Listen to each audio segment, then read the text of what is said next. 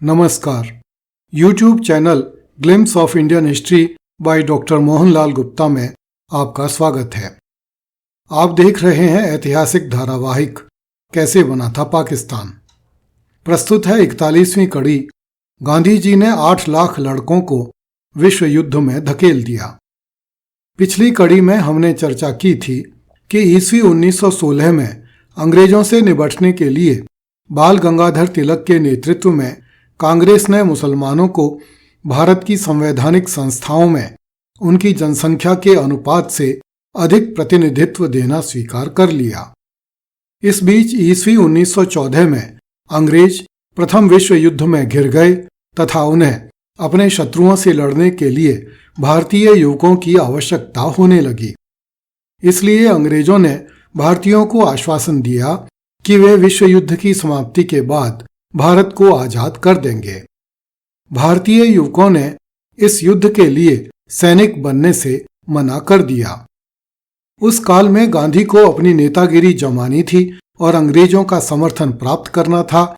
इसलिए गांधी ने पूरे देश में घूम घूम कर भारतीय युवकों का आह्वान किया कि वे विश्व युद्ध में अंग्रेजों की सहायता के लिए मिलिट्री में भर्ती हो जाएं। मोहनदास गांधी के आह्वान पर लाखों भारतीय युवक अंग्रेजी मिलिट्री में भर्ती हो गए। 1919 में ही विश्व युद्ध समाप्त हो गया। इस युद्ध में कुल 8 लाख भारतीय सैनिक दुनिया भर के मोर्चों पर लड़े, जिनमें से लगभग 50,000 सैनिक मारे गए और 65,000 घायल हुए। इस युद्ध के कारण भारत की अर्थव्यवस्था लगभग दिवालिया हो गई। भारतीयों को आशा थी कि भारतीयों द्वारा प्रथम विश्व युद्ध में दिए गए इस व्यापक बलिदान से प्रसन्न होकर ब्रिटेन भारत को आजाद कर देगा। किंतु जिस वर्ष विश्व युद्ध समाप्त हुआ उसी वर्ष अंग्रेजों ने जलियांवाला बाग नरसंहार करके भारतीयों को बता दिया कि वे गुलाम हैं तथा गुलाम ही रहेंगे। यदि गांधी ने भारतीय लड़कों को मिलिट्री में भर्ती होने का अभियान नहीं छेड़ा होता तो निश्चित रूप से प्रथम विश्व युद्ध में इंग्लैंड की हार हुई होती तथा भारत 1919 में ही स्वतंत्र हो गया होता। गांधी की जिद से भारतीयों का पासा उल्टा पड़ गया। इंग्लैंड विश्व युद्ध में जीत चुका था और अब वह भारत पर एक बड़ी गुलामी लादने को तैयार था। इस युद्ध में इंग्लैंड के अपने 6,80,000 सैनिक मारे गए थे। इसलिए इंग्लैंड की हालत घायल शेर से भी बदतर हो चुकी थी। भारतीयों के दुर्भाग्य से इसी वर्ष बाल गंगाधर तिलक का निधन हो गया। तिलक के साथी भी बूढ़े हो चले थे और थकने लगे थे। इसलिए गांधी को कांग्रेस पर पूरी तरह से कब्जा करने में सफलता मिल गई। भले ही गांधी ने कांग्रेस को लिजलिजी राजनीति में धकेल दिया था, तथापि अंग्रेजों द्वारा भारतीयों को स्वतंत्रता दिए जाने के वादे से मुकर जाने एवं जलियांवाला बाग में गोलियां चलाकर हत्याएं करने जैसे प्रकरणों के कारण भारतीय युवकों में क्रांतिकारियों के रूप में एक बड़ा वर्ग उभर कर सामने आने लगा था, जो इंग्लैंड की पतली हालत का लाभ भारत की आज़ादी के लिए उठाना चाहता था। इस कारण भारत में अब स्वशासन के अधिकारों की मांग और भी तेज होती जा रही थी। अब अंग्रेज भारत का शासन विक्टोरिया की 1858 की घोषणा के आधार पर अथवा मार्ले मिंटो एक्ट के आधार पर नहीं चला सकते थे। उन्हें भारत में ब्रिटिश संसद से पारित किए गए एक नए कानून की आवश्यकता पड़ने लगी, जिसमें भारतीयों को शासन में कुछ अधिक भागीदारी दी गई हो।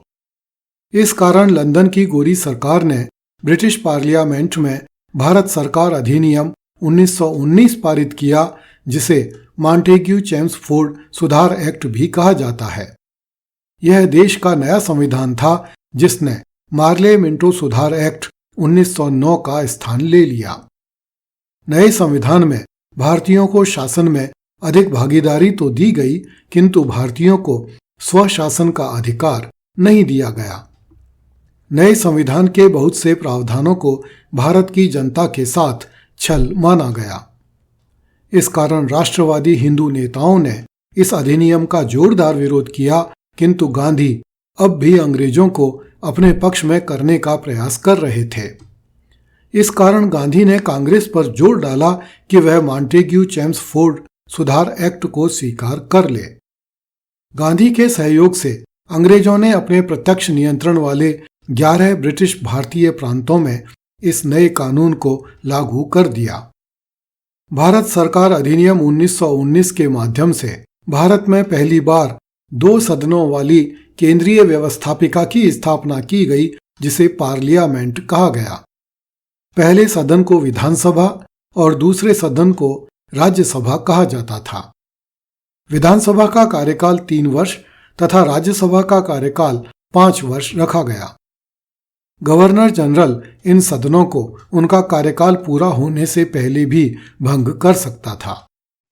केंद्रीय विधानसभा में 145 सदस्य थे, जिनमें से 104 निर्वाचित थे। निर्वाचित सदस्यों में से 52 सदस्य सामान्य निर्वाचन क्षेत्रों से, 30 मुस्लिम, 2 सिख, 9 यूरोपियन, 7 जमींदार तथा 4 भारतीय वाणिज्य के हितों का प्रतिनिधित्व करते थे। 41 मनोनीत सदस्यों में से 26 सरकारी अधिकारी और 15 गैर सरकारी सदस्य होते थे। केंद्रीय राज्यसभा में सदस्यों की अधिकतम संख्या 60 थी। इनमें से सरकारी सदस्यों की अधिकतम संख्या 20 हो सकती थी। शेष 40 सदस्यों में से 34 सदस्य निर्वाचित होते थे, जिनमें से 19 सामान्य निर्वाचन क्षेत्र से, 12 मुस्लिम, सिख और ईसाई में से और 3 विशेष निर्वाचन क्षेत्रों से होते थे। 6 गैर सरकारी सदस्यों की नियुक्ति गवर्नर जनरल द्वारा की जाती थी। इस प्रकार अंग्रेजों द्वारा दोनों सदनों में ऐसी व्यवस्था की गई थी कि आवश्यकता पड़ने पर भारत की गोरी सरकार मुस्लिम और ईसाई प्रतिनिधियों तथा सरकारी सदस्यों के बल पर कांग्रेस के सभी प्रस्तावों को ध्वस्त कर सकती थी। किंतु फिर भी इस व्यवस्था के माध्यम से भारतीयों ने आधुनिक राजनीतिक शासन व्यवस्था में प्रवेश किया। इस कारण बहुत से विद्वान मानते हैं कि इस अधिनियम में भारत के संवैधानिक विकास के बीज मौजूद थे। कृपया इस चैनल को लाइक, सब्सक्राइब एवं शेयर करें। अगली कड़ी में देखिए, मुसलमान गांधी जी पर संदेह करने लगे। धन्यवाद। जय हिंद।